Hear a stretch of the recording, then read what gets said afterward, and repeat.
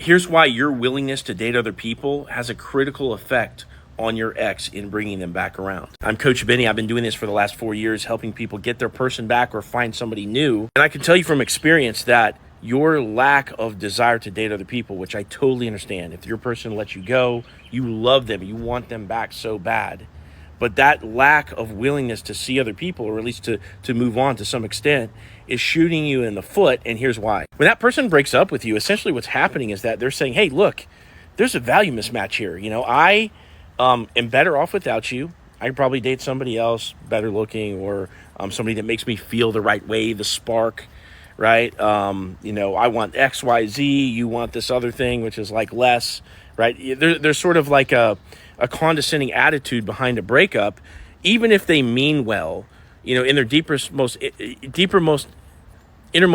thoughts, I should say, they feel like that they could do better. Now think about what that means. If they think that they can do better, okay, they are under no sense of urgency to lock you down, right? So by you sitting around and not dating other people and being sad and just sort of like holding yourself up and not being social, not going to the gym, not doing anything to better yourself, not talking to other people, okay, you are substantiating their summation of your value in their mind. Does that make sense? So it's not until you prove them wrong that, their assessment that they're going to be better off without you and that they're above you in some, way, shape, or form. It's not until you prove them wrong through pouring effort into yourself, going to the gym all the time, hanging out with your friends, taking on new hobbies, being serious about your purpose in life.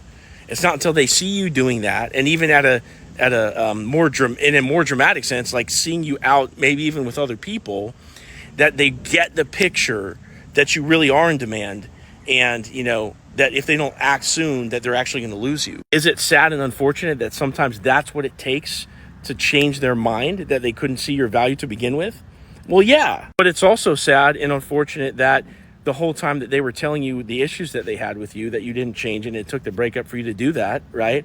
And it's also sad and unfortunate that perhaps you lost your edge during the course of the relationship and you stopped doing the things that made you you. And I'm not putting this on you by any means, but you need to kind of you need to be able to read between the lines. What's going on?